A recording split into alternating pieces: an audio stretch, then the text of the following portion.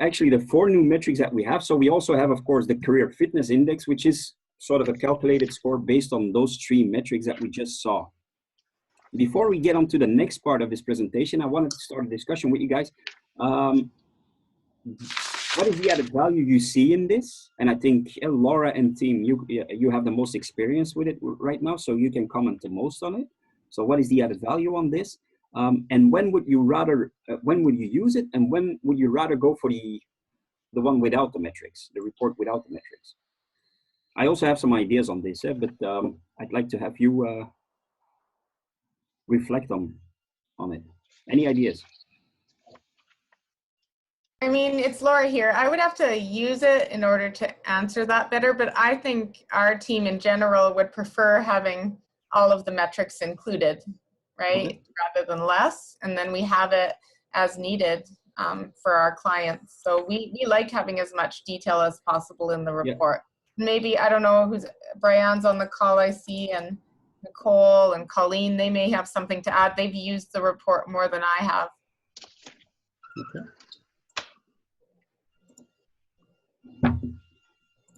And are you recording this, Walter? Because not everyone could make it. Are you recording it? Yes, we are recording. Perfect, thank you. This is Brian. I was just going to say that it's helpful to know sort of where those measures come from. And I do think it's helpful. Now that I know how to explain it a little bit better, I'll have to just test it out and see how it resonates with the clients. But yeah, I think it's a neat snapshot. Okay. Okay. Thank you. Yeah, thank you. Brian. Wouter? Yeah. Hi, hi. I have a question. Is it so that it's only visible in the coach report and not for the participants? Or well, that's indeed a good question. This might be a bit different for our Canadian clients and our Belgian clients. So I think, Laura, you've always been working with this report. So Laura and team, you've always been working with this report, right? Or am I wrong here? Yeah, no, we have. Yeah, okay. For sure. So it's already been available in the North American version of the report. Mm-hmm. And we've indeed included the metrics already in the coach report. So they're always going to be in the coach report, okay. which is a report. You don't have to show the customer that report. So mm-hmm. if you don't want to use the metrics, and I'll get into some cases where it might actually be preferable not to use the metrics, then you can simply skip them. And for the participant version, you'll have the option. Okay. So yeah. It's probably still not available or visible to all of you.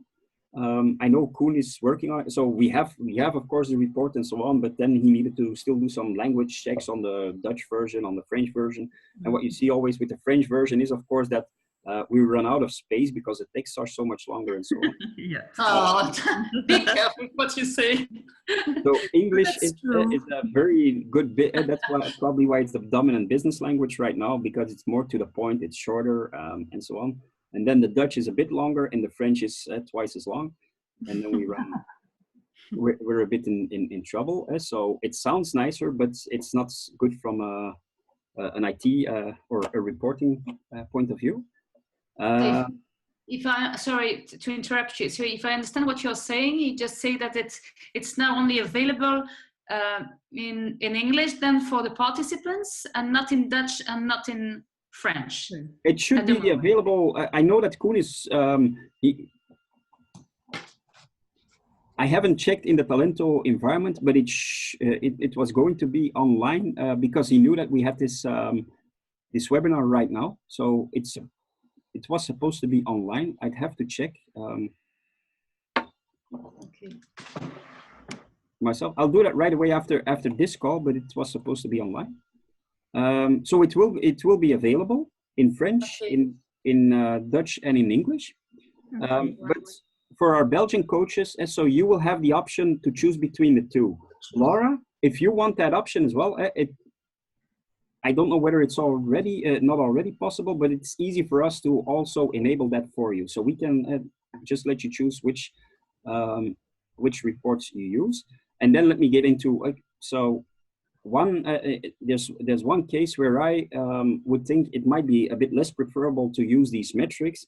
That's when you're using it in, let's say, the typical Belgian outplacement scenario. Okay. Someone who's just been fired, they just had a huge psychological blow. And if they then get a metric saying that they're low on everything, that might push them a bit deeper. Mm-hmm. So, okay.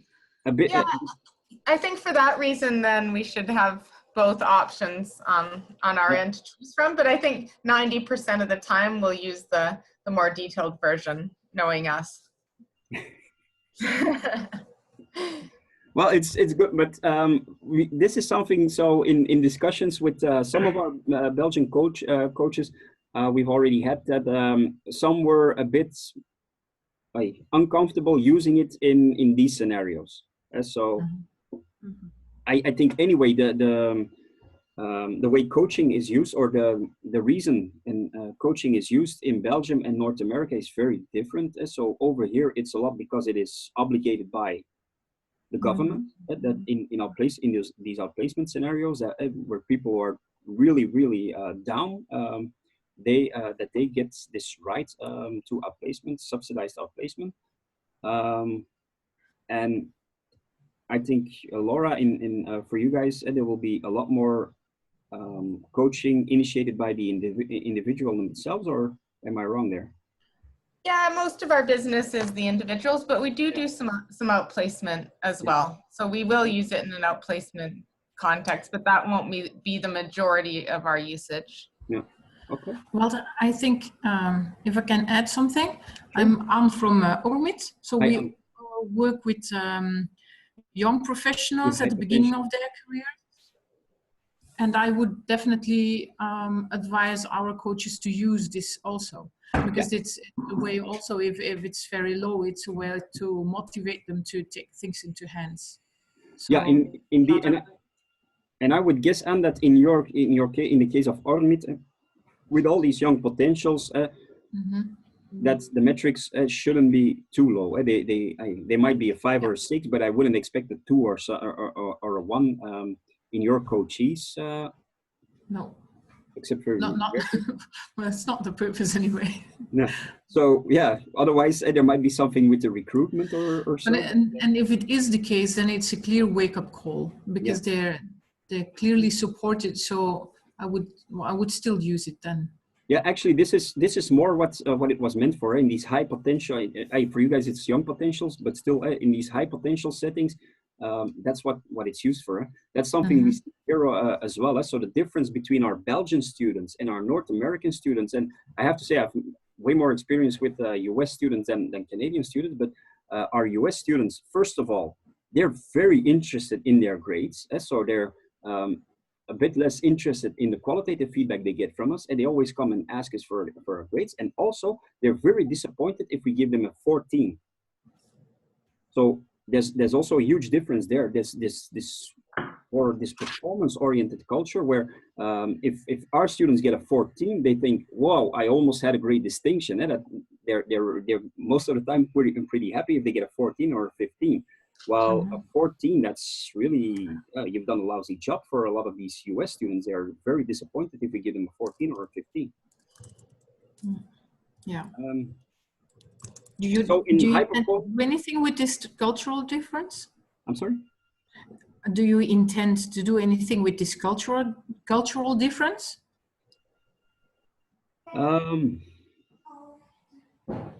Not immediately. Well, actually, we are interested in also doing, but more on the company level, of course, culture reporting. So doing analysis of company cultures and then trying to map the individual compared to the culture. And for the rest, for the national cultural differences, what we are doing, of course, each language set, so each country-based language set has its own norm groups now. That's one of the innovations in the new version. And now we had enough critical mass for a couple of countries already, or for a couple of languages already, to develop their own norming group. So that's one way we try to, of course, level out these differentiations between countries. And for the rest, I'm using this. So I do this guest lecture for Marquette University on intercultural management, and that's the only thing I do further on right now with the country culture differences. But so if you have any ideas there, we're always interested to hear, of course. Okay, thanks. Not right now. Okay. Does anyone else have any ideas of, or can you think of any cases where you think of, okay, there it might be very helpful? And so we've heard already in young or high potential scenarios, it's definitely very interesting, I think, to have these metrics. Or other cases where you say, no, I wouldn't use it, say for the outplacement, something else than outplacement.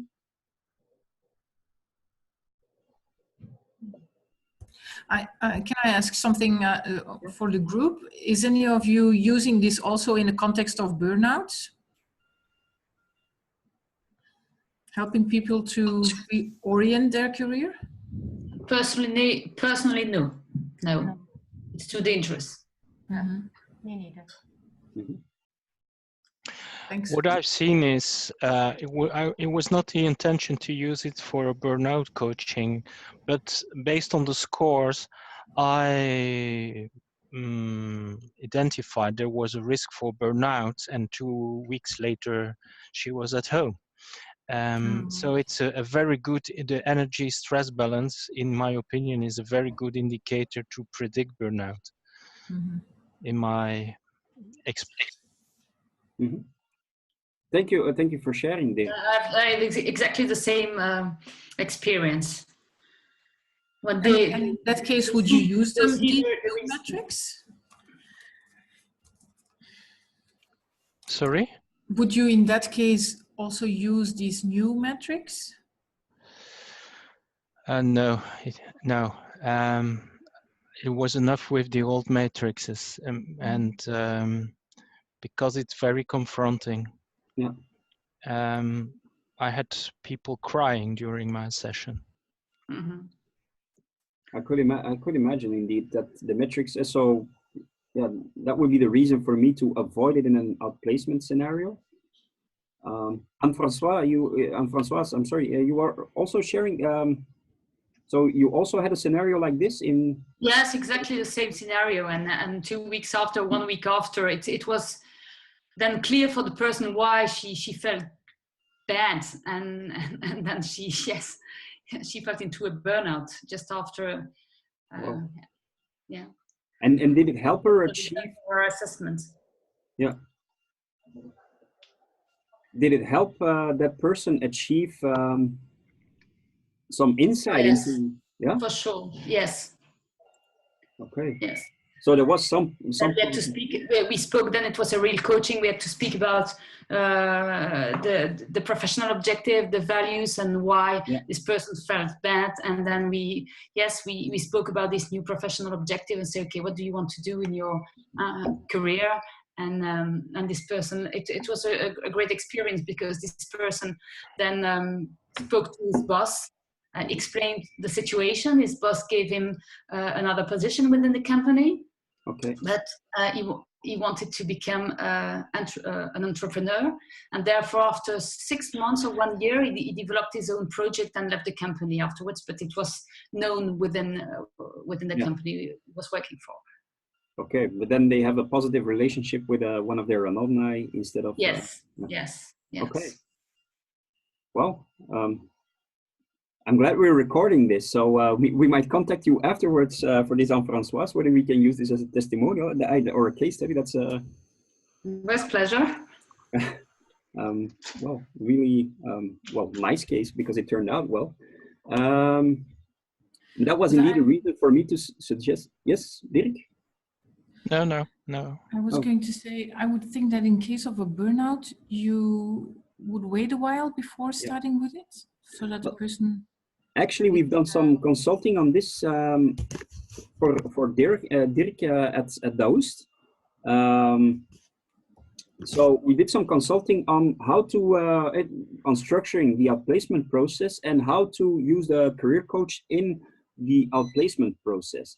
And what we came up with in the end, so after going into interaction with also the Daoust coaches, of course, was that it's interesting to use.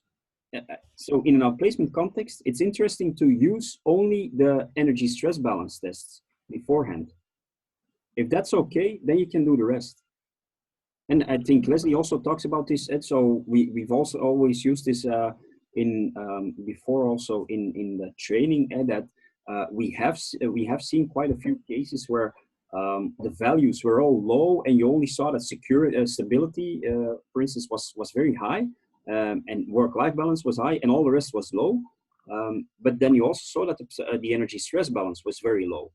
And sometimes you have these cases where they don't think of their career in a hopeful, in a positive manner anymore, and they don't see how it could be. They rather try to defend what they still have. So they just want to be left alone a bit, left in their comfort zone, and so on. And that's not a true representation of their career values. So therefore, in outplacement context, it would actually be my advice to say, first, only do the energy stress balance. And if that's okay, you can start with the rest. If it's not okay, that means that there's more care necessary in the first phase. You need to deal a bit more with the person and getting him or her on their feet again. It's a chicken and an egg also, dilemma. Mm-hmm. Because if you don't have a job anymore, your energy stress balance is not so good, and the day you find another job, it can help to have a better energy stress balance. Yeah. And you can help people to find another job by identifying what their core values are and career attitudes and so on and so on. So it's not a black and white situation. Yeah, I hear what you're saying, Dirk. So what in any case should be avoided is that you do the energy stress balance. You see it's low, but then you get it up again, and then they jump for the first job that comes along, and then you miss the opportunity, of course, for some deeper reflection on the career. Indeed. So that's something that should be avoided. But depends a bit how low it is. So if it's a 1 or a 2, I would advise to say, right, to not use the rest of the test. And then I'm speaking against my my business, of course, but then it would not be opportune to do that, I guess, because those people are not thinking of how their career could be. No, that's true. That's true. Okay. So, any more questions on the use of the metrics? No. No? And I hope it's all clear for you what they stand for. So I've tried to capture it. And that's why I'm also using this slideshow. So 1 or 2 bullets to just capture what it stands for, the career focus. So how pronounced and focused in your career is your career management? The career power, meaning how how able are you to self-motivate and to self-develop in your career? So for the longer run, and then your energy, more of a snapshot on how much energy do you have, do you bring to bear right now for any new challenge that might come your way. So I hope this helps you also if you're doing this in a feedback discussion and your coachee has some questions on this. I hope this helps. If not, let us know and we'll try to, so if you're still, you come across a difficult case or whatever, tell us and we'll try to go and help you out with it.